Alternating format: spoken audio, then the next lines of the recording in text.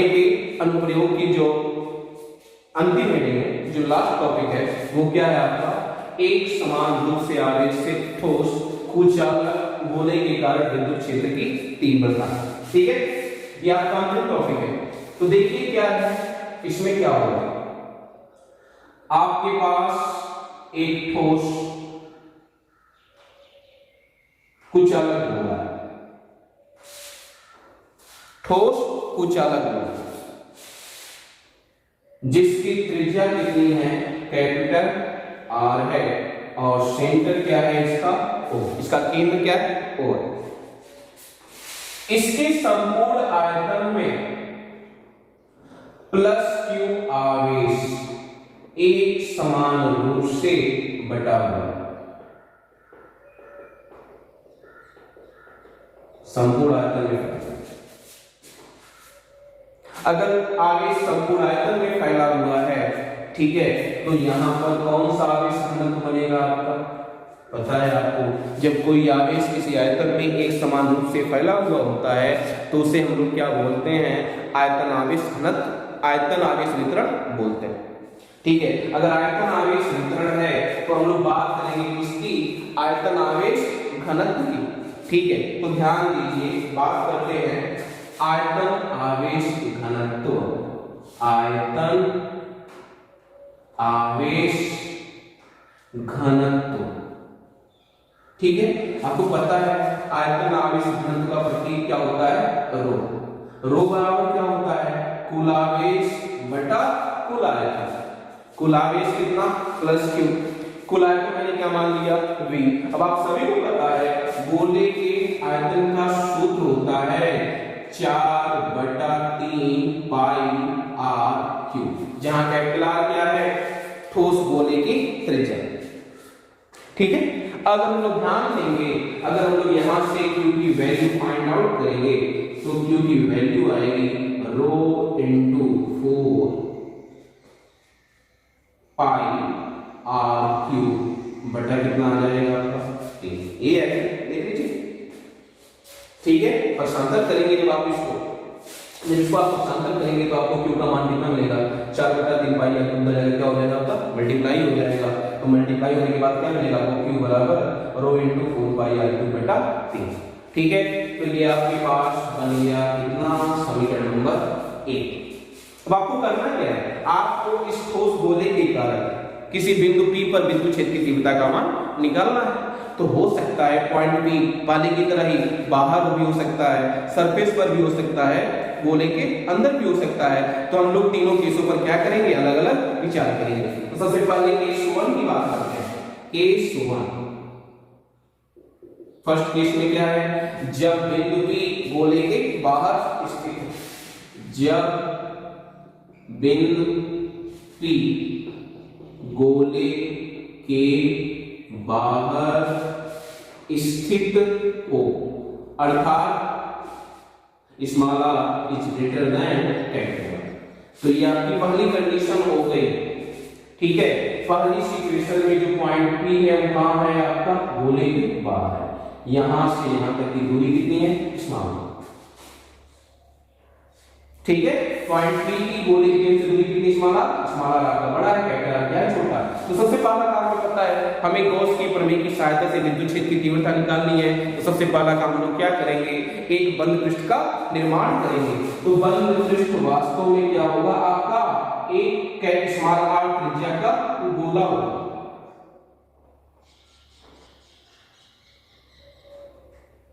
ठीक है, सबसे पहला काम हम लोगों ने क्या किया, एक बंद पृष्ठ का निर्माण कर लिया। ठीक है, अब इस बंद पृष्ठ पर बिंदु P के आसपास हम लोग एक छोटा सा अवयव लेंगे। ये आपका एक क्षेत्रफल अवयव हो गया, इसका क्षेत्रफल कितना है आपका, ds। क्षेत्रफल वेक्टर पृष्ठ के अभिलंब किधर होता है, बाहर की तरफ होता है। तो इस अवयव का क्षेत्रफल वेक्टर क्या होगा, बाहर की तरफ होगा। अब बिंदु P पर विद्युत क्षेत्र की तीव्रता की दिशा किधर होगी, बता चुका हूं। जिस बिंदु पर आपको विद्युत क्षेत्र की तीव्रता की दिशा निकालनी है वहां पर आप लोग एक धन परीक्षण आवेश की कल्पना करोगे। अगर यहाँ पर धन परीक्षण आवेश होता है उस धन परीक्षण आवेश को ये सभी वस्तु लेकर क्या करेंगे, प्रतिकर्षित करेंगे, तो आपका छोटा सा सूक्ष्म धन परीक्षण आवेश दूर भागने का प्रयास करेगा। अगर दूर भागने का प्रयास करेगा इधर की तरफ, तो यही क्या हो जाएगी, विद्युत क्षेत्र की तीव्रता की दिशा हो जाएगी। ठीक, अब यहाँ पर ध्यान से देखेंगे तो वेक्टर E और ds वेक्टर के बीच का कोण कितना बनेगा आपका, थीटा बराबर 0 अंश। थीटा बराबर कितना बन गया आपका 0 अंश। ठीक है, तो इतनी बातें हो गई। तो बताइए इस छोटे से भाग से होकर गुजरने वाले विद्युत फ्लक्स का मान निकालना चाहता हूं। सूक्ष्म क्षेत्रफल अवयव ds से होकर गुजरने वाले फ्लक्स का मान d phi e हो तो ठीक है। पता है आपको विद्युत फ्लक्स का सूत्र क्या होता है, d phi e बराबर vector E dot ds vector, या फिर d phi e बराबर कितना होगा, E ds cos थीटा, लेकिन थीटा बराबर कितना दिखाई पड़ रहा है आपको 0, cos 0 का मान 1 होता है, तो d phi e बराबर कितना हो गया, E ds, समीकरण नंबर क्या हो गया 2। ठीक, अब संपूर्ण गॉसियन पृष्ठ से होकर गुजरने वाला फ्लक्स निकाल लेते हैं हम लोग। अतः संपूर्ण गॉसियन पृष्ठ से होकर गुजरने वाला विद्युत फ्लक्स फाई ई हो तो। अब आप लोग बताइए, अगर आपको संपूर्ण विद्युत फ्लक्स निकालना है तो छोटे से भाग का क्या करना पड़ेगा, समाकलन। हमेशा बता चुका हूं, अवकलन मतलब छोटा भाग d और समाकलन मतलब संपूर्ण भाग। ठीक है, और अगर हम लोग छोटे से भाग का समाकलन करते हैं तो पूरा भाग मिल जाता है। तो संपूर्ण विद्युत फ्लक्स आपको निकालना है, तो फाई ई बराबर समाकलन d फाई ई का मान कितना आया है, E into ds। विद्युत क्षेत्र की तीव्रता को लोग क्या कर देंगे, बाहर करेंगे, तो फाई ई बराबर समाकलन कितना हो गया ds। अब ds है क्या, ds जो है स्मॉल r त्रिज्या के गोले के पृष्ठ का छोटा सा अवयव है। तो अगर हम लोग इस ds का समाकलन करेंगे तो हमको पूरा पृष्ठीय क्षेत्रफल मिलना चाहिए, पहले की तरह सब कुछ। ठीक है, तो अगर हम लोग ds का समाकलन करेंगे तो फाई e बराबर कितना मिलेगा, ds का समाकलन करने पर पूरा पृष्ठीय क्षेत्रफल, तो पूरा पृष्ठीय क्षेत्रफल कितना होता है 4 पाई r, त्रिज्या का वर्ग 4 पाई r स्क्वायर। ठीक, तो आपके पास हो गया समीकरण नंबर कितना 3। किंतु गॉस की प्रमेय क्या कहती है, किंतु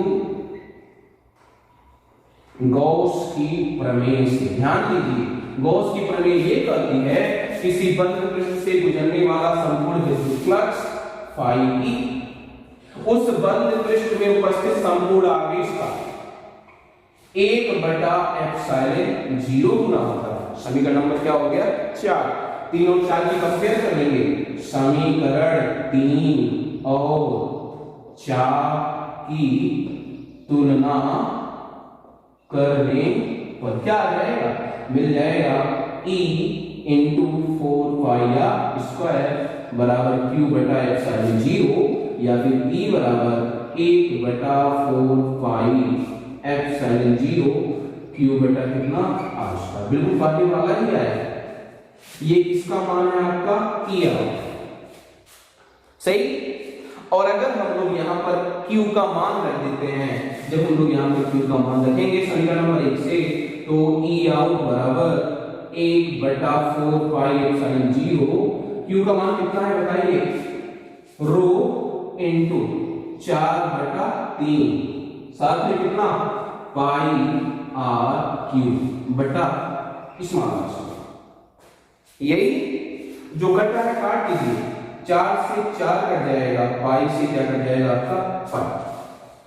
ठीक है, तो कटने के बाद क्या बचेगा, E आउट इज इक्वल, ऊपर बचेगा रो। ठीक है। और बटे में क्या बचेगा आपका एप्सिलॉन 0, बटे में क्या बचा हुआ है आपका रो बटा 3 था ना, तो बटे में क्या बचा हुआ है आपका 3, ऊपर अंश में क्या बचा हुआ है आपका आर क्यूब, और हर में क्या बचा हुआ है आपका आर स्क्वायर।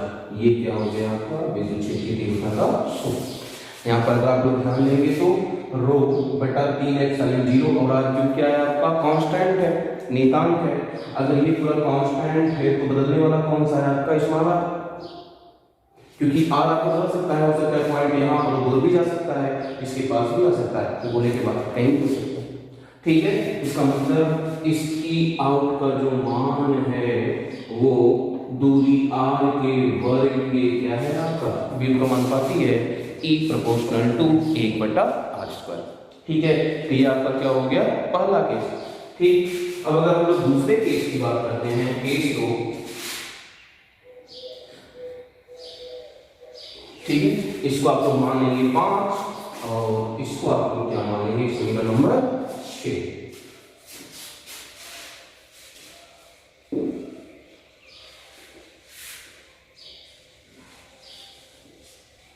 ठीक है, अब अगले वाले केस में जब बिंदु P गोले के पृष्ठ पर स्थित हो, ध्यान दीजिए, अगर ये पॉइंट P गोले के सरफेस पर होगा, गोले की सतह पर होगा, तो स्मॉल r का मान घटकर कैपिटल R की क्या हो जाएगा बराबर हो जाएगा।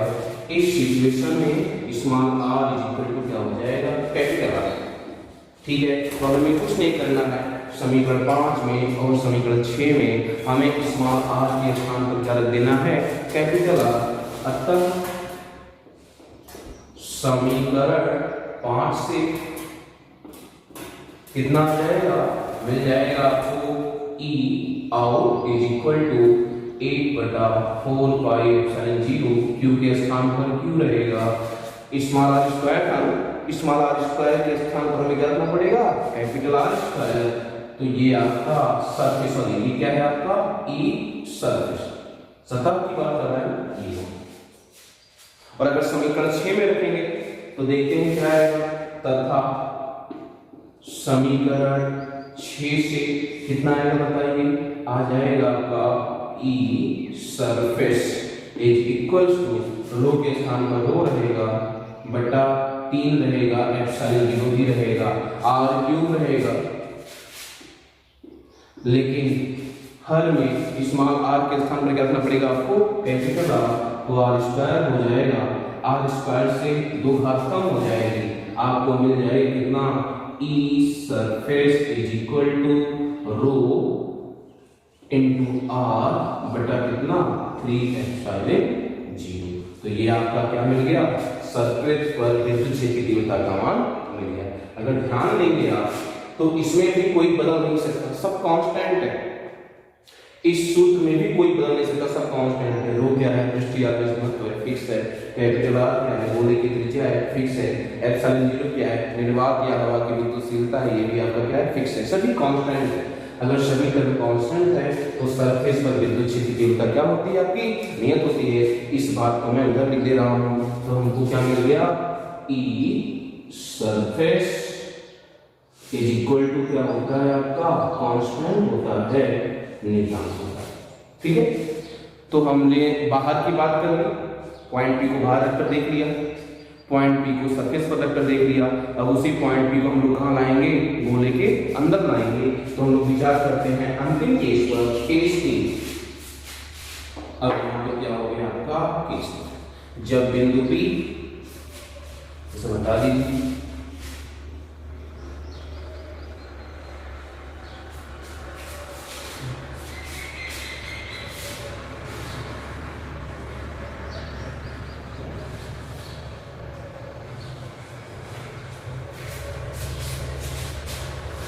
देखिए जब बिंदु P गोले के अंदर स्थित है,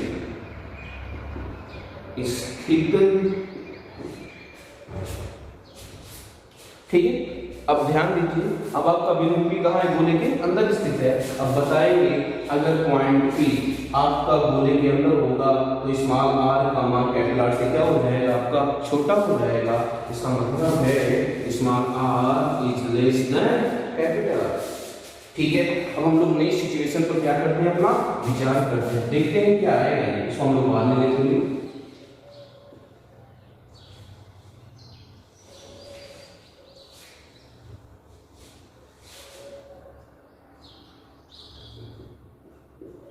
ये रहा पॉइंट P जो भी गोले के अंदर, ठीक है।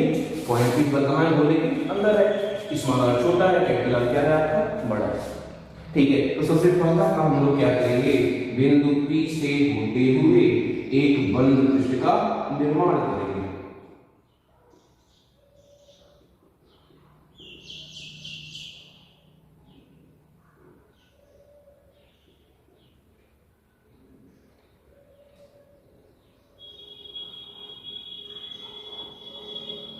ठीक है, ये रहा पॉइंट। सबसे पहला हमने क्या किया, एक बंद पृष्ठ का निर्माण कर दिया। ठीक है, अगर आप लोग ध्यान से देखेंगे जो ये बंद पृष्ठ बना है उसका भी सेंटर वही है जो पहले वाले गोले का था, वही है। ठीक है, लेकिन अंदर वाले पृष्ठ की त्रिज्या कितनी है, स्मॉल r। अब ध्यान देंगे अगर हम लोग इस छोटे से जो इसके अंदर बंद पृष्ठ हमने बना रखा है, यही क्या है आपका गॉसियन पृष्ठ है। इस गॉसियन पृष्ठ का जो टोटल आवेश आ रहा है, टोटल आवेश कितना था आपका q।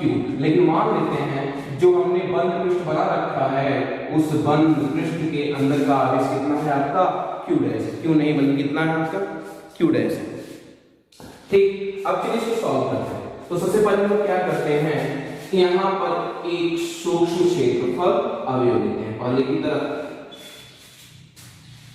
ठीक है, इस क्षेत्रफल अवयव पर इसके कारण हम लोग विद्युत क्षेत्र की दिशा निकालेंगे तो किधर आएगी, बाहर की तरफ, क्योंकि पता है जो धनावेश होगा वो यहाँ पर रख के इधर चलावेश को क्या करेगा, बस इधर से करेगा तो इधर जाएगा।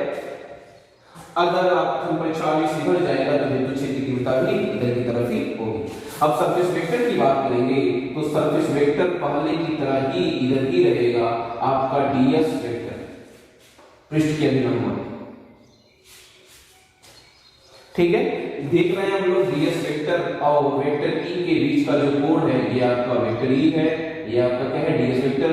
वेक्टर e और ds वेक्टर के बीच का जो कोण है वो थीटा बराबर फिर कितना है आपका 0 अंश है। पहले भी 0 अंश था, अब भी कितना है आपका 0 अंश है।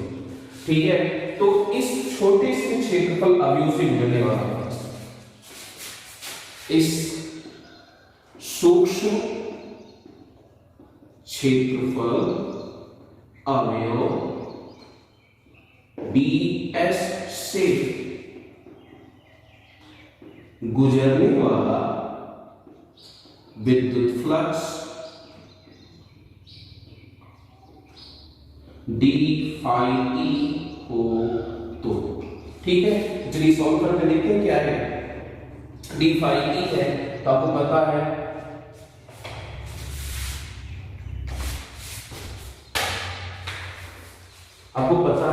कि विद्युत फ्लक्स का जो मान होता है वो विद्युत क्षेत्र की तीव्रता और सरफेस वेक्टर के अदिश गुणनफल के क्या होता है, बराबर होता है। ठीक है, तो d phi e का मान निकाल दें, वेक्टर e का परिमाण e, ds वेक्टर का परिमाण ds, वेक्टर e और ds के बीच का कोण कितना दिखाई पड़ रहा है आपको 0 डिग्री, और जब 0 डिग्री होगा तो cos 0 का मान कितना हो गया आपका 1, तो आपको क्या मिल जाएगा d phi e बराबर e into ds। समीकरण नंबर आपके पास क्या हो गया 2। ठीक, इसके बाद ध्यान देंगे हम लोग क्या करते हैं, अगर हम लोग बात करें अतः ध्यान दीजिए तो हमने इस छोटे से अवयव से निकलने वाले फ्लक्स का मान निकाल लिया, लेकिन हमें क्या चाहिए था, इस पूरे बंद पृष्ठ से गुजरने वाला संपूर्ण विद्युत फ्लक्स चाहिए। तो संपूर्ण विद्युत फ्लक्स का मान निकालने के लिए हमें इसका क्या करना पड़ेगा, समाकलन करना पड़ेगा। ठीक है, अतः संपूर्ण विद्युत फ्लक्स phi e हो तो क्या हो जाएगा बताइए, फाई ई बराबर समाकलन डी फाई। ठीक है, तो हमको यहाँ पे क्या मिलेगा, phi E is equal to D phi. E का मान कहाँ से देंगे, समीकरण नंबर 2 से, तो कितना आ जाएगा ई डी एस। ठीक है, यहाँ दिखा देंगे हमने कहाँ से लिया, समीकरण 2। ठीक है, उसके बाद जो कांस्टेंट है बाहर कर दीजिए। ठीक है, तो आपको क्या मिल जाएगा, फाई ई बराबर, ई को बाहर करेंगे तो समाकलन कितना आ जाएगा, डी। ठीक है, अब ds का समाकलन करेंगे तो आपको संपूर्ण गॉसियन पृष्ठ का क्षेत्रफल मिलेगा। जो गॉसियन पृष्ठ था उसकी त्रिज्या कितनी थी, स्मॉल r, जो कि वास्तव में क्या था, एक गोला था। और गोले के क्षेत्रफल का सूत्र क्या होता है, गोले का संपूर्ण पृष्ठ कितना होता है, 4 पाई r स्क्वायर। तो हमें ds का समाकलन करने पर संपूर्ण पृष्ठ मिलेगा, और संपूर्ण पृष्ठ कितना होता है गोले का, 4 पाई r स्क्वायर। तो आपको यहां से क्या मिल जाएगा, फाई ई बराबर E into 4 pi r square, ये मिल गया। ठीक है, तो आपके पास आ गया समीकरण नंबर कितना, 3। किंतु गॉस की प्रमेय से, किंतु गॉस की प्रमेय से क्या होता है, गॉस की प्रमेय से संपूर्ण फ्लक्स का मान उस बंद पृष्ठ में उपस्थित संपूर्ण आवेश का 1/ε0 गुना होता है। आप लोग देख लीजिए, जो हमने बंद पृष्ठ बनाया है उस बंद पृष्ठ के अंदर का कुल आवेश तो q डैश था, टोटल आवेश तो है नहीं, कि कुछ आवेश तो इस गोले के बाहर आ चुका है ना। तो हम लोग वही आवेश लेंगे जो उस बंद पृष्ठ के, उस गॉसियन पृष्ठ के अंदर है। मैंने बताया अपने शुरुआत में लोगों ने मान रखा है इस बंद पृष्ठ के अंदर का आवेश कितना है आपका, q डैश। ठीक है, तो कितना हो गया, संपूर्ण आवेश q डैश बटा ε0। यहाँ पर दिखा देंगे कि बंद पृष्ठ के अंदर जो संपूर्ण आवेश है उसका मान किसके बराबर है, q डैश के बराबर है। ठीक, ये समीकरण नंबर क्या हो गया, 4। फिर 3 और 4 को क्या कर लेंगे, तुलना कर लेंगे। समीकरण 3 और 4 की तुलना करने पर कितना आ जाएगा बताइए, आ जाएगा E into 4 pi r square बराबर q डैश बटा ε0। और अगर हम लोग E का मान निकालेंगे तो 1/4 पाई ε0 q डैश बटा r स्क्वायर। ठीक है, अब यहाँ पर ध्यान दीजिए कि क्या E n का मान r स्क्वायर के व्युत्क्रमानुपाती है, व्युत्क्रमानुपाती है क्या, तो भी नहीं कर सकते, क्योंकि ध्यान दीजिए हम लोग E सब प्रोपोर्शनल टू 1/r स्क्वायर तक भी बोल सकते हैं जब r स्क्वायर को छोड़कर सभी के सभी क्या हो, आपके कांस्टेंट हो। लेकिन देख रहे हैं आप लोग q डैश आपका कांस्टेंट नहीं है। कैसे नहीं है, ध्यान दो। हो सकता है जो पॉइंट P आपने यहाँ पर माना है, अगर इसी पॉइंट P को आप लोग यहाँ पर मानते तो ये बंद पृष्ठ बनता, तो इसके अंदर आवेश और कम हो जाता। और अगर आपने पॉइंट P को यहाँ के बजाय यहाँ पर माना होता तब आपका बंद पृष्ठ ये बनता, तब आवेश की मात्रा q डैश से थोड़ी और ज्यादा हो जाती। मतलब इस कंफर्म है q डैश का मान आपका बदल सकता है। ठीक है, तो अभी हम लोग ये नहीं कर सकते कि r स्क्वायर के व्युत्क्रमानुपाती होता है। इससे पहले हम लोग क्या करेंगे, q डैश को हटाएंगे। ठीक है, अब q डैश हटेगा कैसे, तो ध्यान दीजिए, इसको मान लेते हैं समीकरण नंबर 3 का, ये आपके पास क्या हो गया, समीकरण नंबर 4। ठीक है, अब देखिए क्या करेंगे, अब करें इस गोले के लिए आयतन आवेश घनत्व की, तो आयतन आवेश घनत्व, आयतन आवेश घनत्व की बात करते हैं तो रो बराबर क्या होता है, कुल आवेश बटा कुल आयतन, जो कि कितना था आपका 4/3 पाई आर क्यूब, पहले भी लिखा है। लेकिन अगर हम लोग कुल आवेश की बात नहीं करें तो अगर हम लोग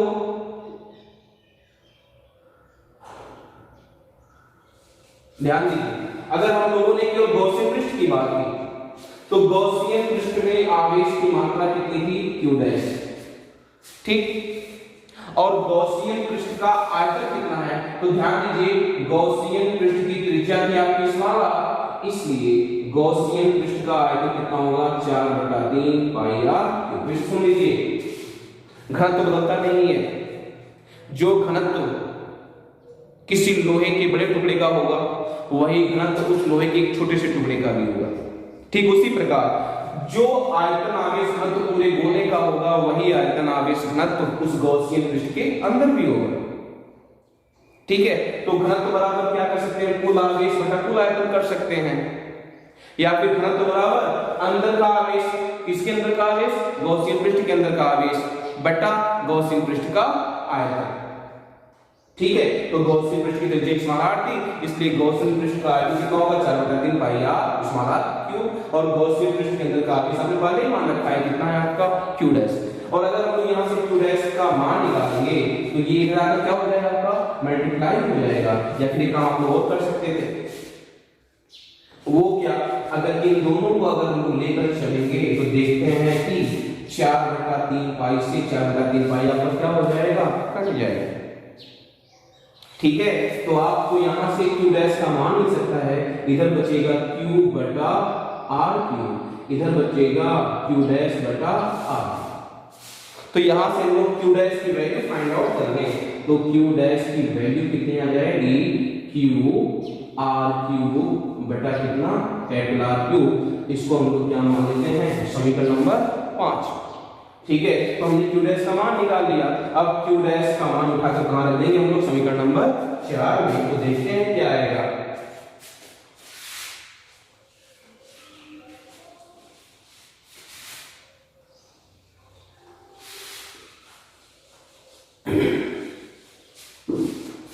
समीकरण 5 से q डैश का मान समीकरण 4 में रखने पर रख दीजिए, कितना आ जाएगा E बराबर 1/4 पाई एप्सिलॉन 0। q डैश का मान कितना है बताइए, या स्क्वायर को भी बगल कर दीजिए, एक साथ ले लीजिए इसके साथ आज, तो 1/4 पाई एप्सिलॉन 0 पर बाहर हो गया। अब अंदर क्यों क्या बचा, q डैश, q डैश का मान वहां से रख दीजिए, q डैश की वैल्यू कितनी है, q r क्यूब बटा कितना कैपिटल R।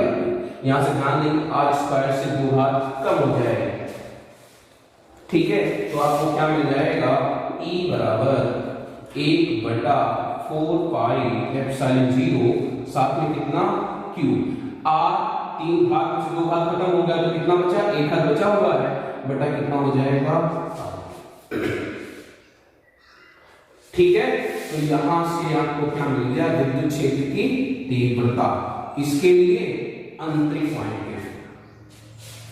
ठीक है, या फिर कह सकते थे E इन समानुपाती क्या हो गया R। देख लीजिए आप लोग भी, Q क्या है, संपूर्ण आवेश फिक्स है, कैपिटल R गोले की त्रिज्या फिक्स है, 1/4 पाई एप्सिलॉन 0 का मान 9 × 10⁹ होता है, ये भी फिक्स है।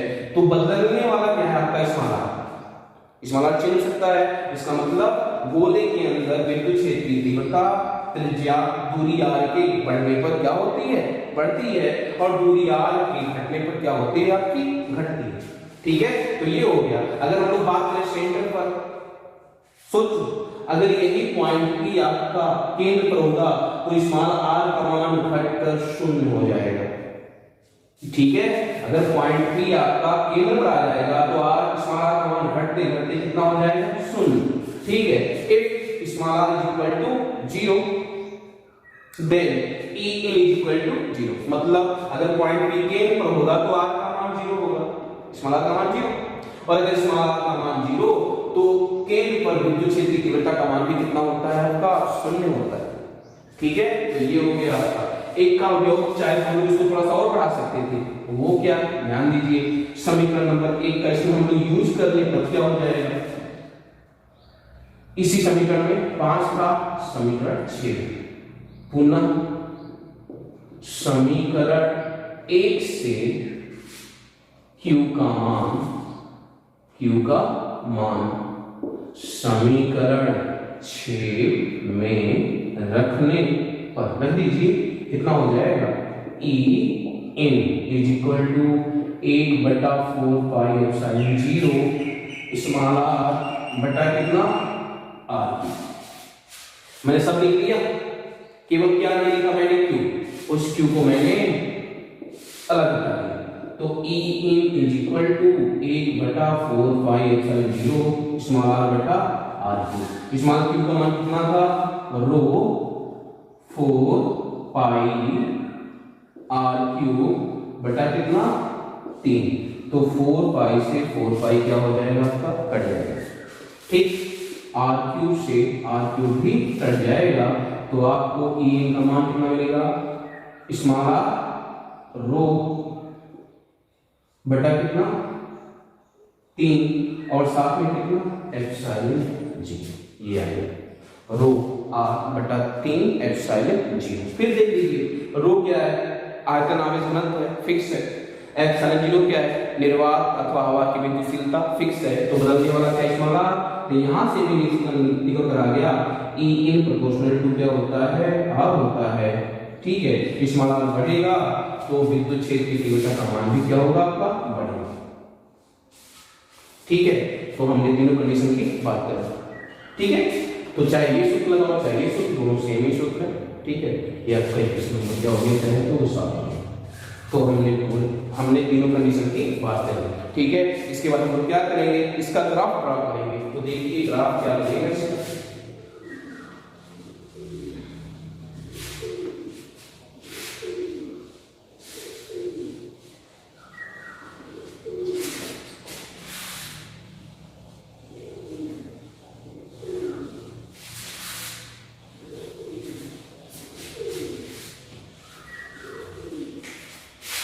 चलिए अब आते हैं हम इस पर ग्राफ। ठीक है, तो देखिए सबसे पहले हम लोग ई आउट की बात कर रहे हैं। अभी आपने देखा था पहले केस 1 में, ये कौन सा केस था आपका, केस 1 में ई आउट प्रोपोर्शनल टू क्या आया था, r स्क्वायर, जब small r is greater than क्या था, कैपिटल। ठीक है, जबकि केस 2 में आप लोगों ने देखा था कि ई सरफेस इज इक्वल टू क्या होता है आपका, नियतांक होता है, जब स्मॉल r बराबर क्या आया था, कैपिटल। अभी आपने सॉल्व किया था। अभी केस 3 में आप लोगों ने देखा कि ई इन प्रोपोर्शनल टू क्या होता है, r होता है, जब small r is less than क्या था आपका, कैपिटल।